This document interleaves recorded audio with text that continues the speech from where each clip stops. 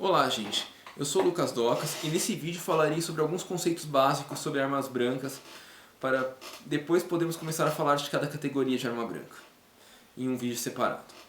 Eu optei por fazer assim porque eu acho que assim os vídeos ficarão mais curtos, mais fáceis de serem entendidos e cada um poderá pesquisar sobre o tipo de arma que mais lhe interessa, sem ter que ficar ouvindo tudo sobre as outras numa encheção de saco enorme assim. Bom, para começarmos a entender os conceitos gerais, primeiro precisamos entender sobre a Lei de Armas do Brasil, Lei Nacional, e como as armas brancas estão descritas nelas. Para essa lei, a arma branca pode ser dividida em três tipos de uso: as cortantes, perfurantes e contundentes. Cortante é aquela que corta, perfurante é aquela que fura e contundente é aquela que causa dano no impacto. Isso é óbvio, né? Mas para deixar isso mais claro, falei assim. E segundo a lei também, o que eu acho que é meio falho dela, as armas brancas podem ser consideradas como caracterizadas ou não caracterizadas. Caracterizadas é tipo quando você sabe claramente que é uma arma branca. Você olha e sabe, oh, isso é uma arma. E não caracterizada é tipo, você olha e fala, não, isso não é uma arma, isso pode ser outra coisa, que talvez tenha sido utilizado como arma, mas não é uma arma em sua essência, com certeza. Lógico, eu falo que essa lei é falha pelo seguinte: existem milhares de meios termos entre o caracterizado e não caracterizado, tanto hoje quanto na Idade Média.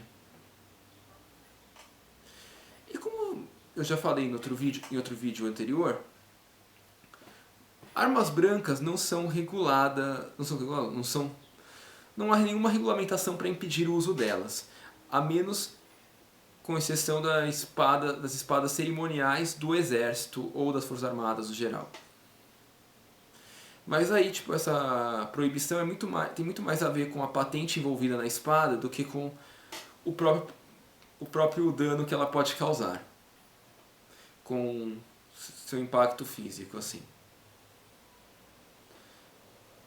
Então, como podemos concluir, tipo, é muito mais por causa de uma simbologia do que por causa da arma mesmo em si. Então a gente pode dizer que armas brancas não são regulamentadas no Brasil e que esse negócio de caracterizado ou não caracterizado provavelmente serve muito mais para gerar algum agravamento na pena caso algum crime seja cometido com uma arma branca. Bom, eu não recomendo que vocês cometam crimes. Afinal, não é legal esse tipo de coisa. E se algum de vocês estiver mal intencionado, eu já vou avisando que a ideia desse canal não é ensinar vocês a isso.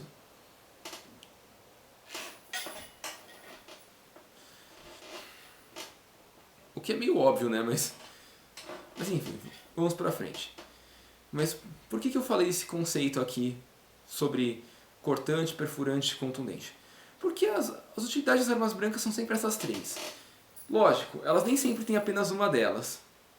Por sinal, olhem esse machado, por exemplo. Vocês podem ver que tipo, ele é perfurante, cortante e contundente ao mesmo tempo. Lógico, esse não é um machado de verdade, a ponta não perfura de verdade, ela é meio romba, a lâmina não tem corte. E o peso não sei se dá pra machucar tanto assim, mas tipo, se você tiver com armadura, provavelmente não. Mesmo porque é um machado muito mais pra treino ou decorativo do que... E dá pra ser usado bem pra treino. Do que um machado real de combate. Eu não planejo afiá-lo porque eu planejo utilizá-lo pra treino e cerimônias e coisas assim.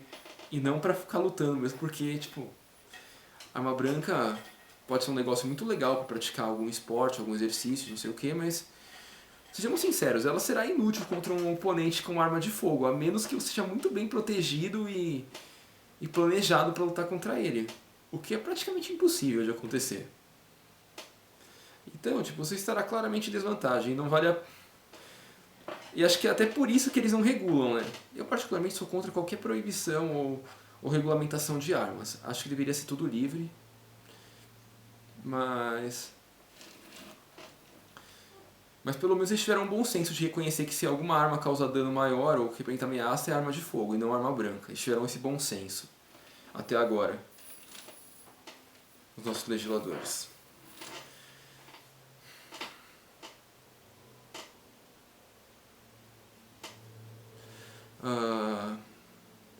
Mas enfim, como vocês viram, tipo, a mesma arma pode ser tanto cortante, perfurante e contundente. Lógico, nem todas eram assim, mas tipo, era normal que as armas tivessem mais de uma dessas três funções. E eram poucos exemplos assim que armas brancas eram utilizadas para apenas uma dessas funções. E esse é um conceito importante. Porém, para definir, esse conceito será utilizado mais para definir subtipos de armas brancas do que os tipos em si, do que as divisões principais. Para as divisões principais, recomendo que a gente utilize o formato delas para dividi-las. Por exemplo, espadas tem, vamos reconhecer como espadas aquelas que têm a lâmina muito maior que o cabo que a utiliza, que você utiliza ela. As adagas, por exemplo, têm a lâmina no tamanho próximo do cabo. As lanças têm a lâmina muito menor que o cabo. E tem cabos muito compridos, geralmente. Pelo menos nas lanças europeias, sim. Talvez em outros lugares do mundo não, mas tipo, aqui não é, a gente não vai discutir isso. Então, considere como sim. Elas têm cabos muito compridos e pequenas lâminas na ponta. E a gente dividirá, tipo, falaremos de todos esses tipos aqui, ó. De espadas, adagas, soco ingleses, machados, que nem o meu, alabardas, massas, arcos, bestas. E talvez algum outro possível tipo que eu encontre que se encontre no cenário medieval, assim. Caso contrário, também não irei falar muito sobre isso. Mas desses tipos aí que mencionei, falarei sim em vídeos, nesses próximos vídeos.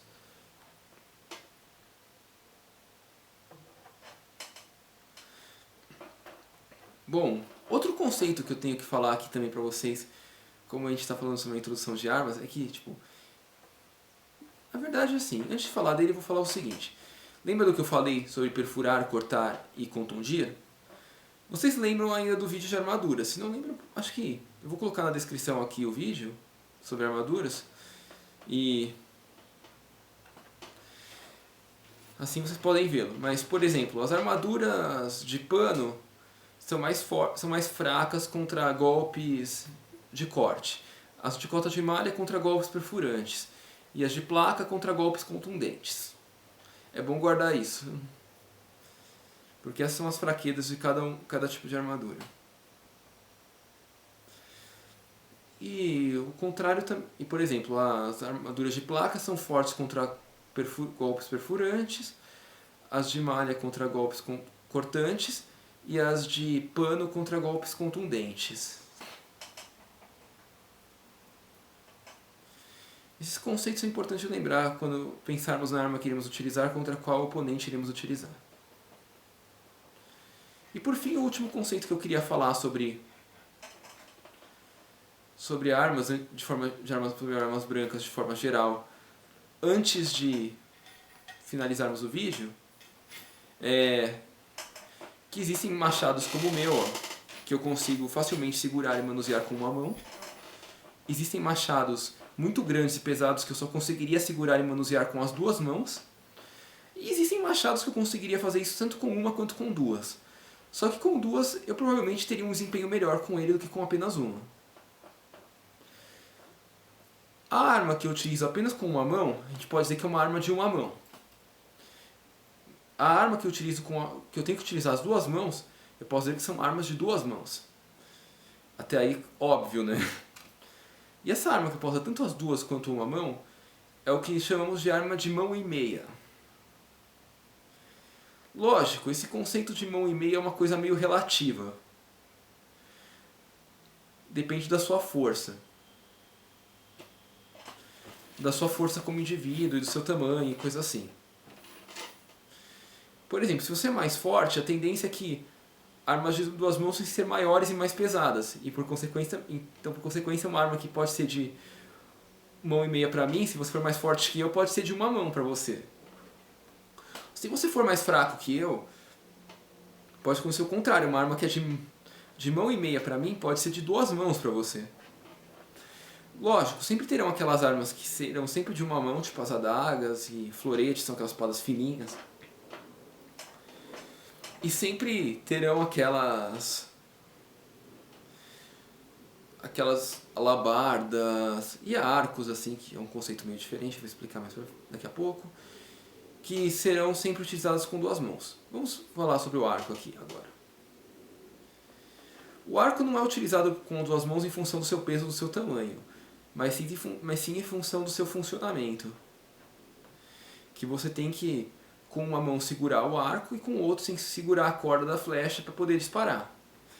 Então você precisa necessariamente das duas mãos, independente da sua força e do seu peso. Ou do peso da arma.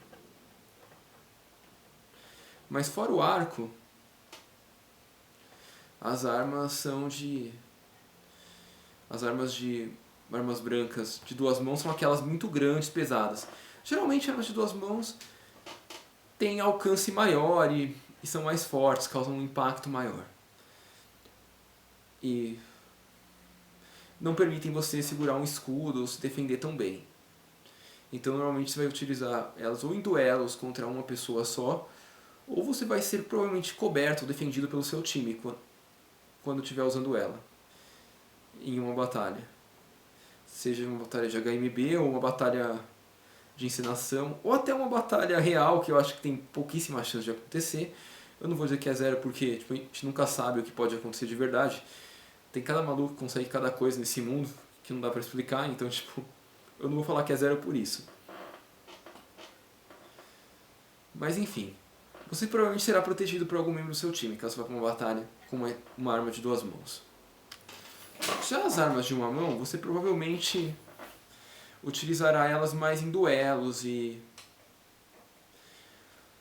Você pode usar em batalhas também, com um escudo, coisa assim. Também serão bem úteis nelas. Armas de uma mão geralmente tem mais utilidade do que armas de duas. São mais versáteis e coisa assim, pois permitem você se defender melhor. Permite você ter o... Sem falar que permite uma coisa que é um conceito importante. Como ela é de uma mão, você fica com uma outra mão disponível para utilizar outras coisas. Você pode deixar essa outra mão com um conceito que chamamos de off-range, que é mão livre. E com essa mão livre poder desferir alguns golpes, ou agarrar seu inimigo, tentar remover a arma da mão dele, coisa assim. É bem útil também, e tem algumas técnicas de EMA que utilizam isso. E eu vou explicar isso mais pra frente, é lógico, não agora. Como fazer cada um desses golpes, mas... É importante lembrar, você pode usar um escudo, você pode usar uma outra arma na segunda mão, você pode usar deixar ela off-range, como eu falei. Esse negócio da off-range também é muito útil em combinação com as armas de mão e meia. Também é uma boa vantagem de utilizar elas, porque você pode utilizá-la com duas mãos para os golpes mais fortes e para os golpes mais fracos ou mais distrativos, assim você pode deixar a outra mão como off-range para agarrar a arma do inimigo. Bom, e nesse vídeo eu não falarei sobre... Eu falei somente sobre armas de uso individual, assim, que você consegue utilizar sozinho. Que não precisa de muitas pessoas para utilizar a mesma arma. Por exemplo, armas grandes de cerco, como catapultas, bestas, trebuchets, balistas, arietes. Bestas não, né? Balistas, falei errado. Eu falarei em outro vídeo, provavelmente sobre guerra medieval e não sobre combate. Porque isso é um outro assunto, já que combate hoje é muito mais um esporte do que meramente um conceito histórico.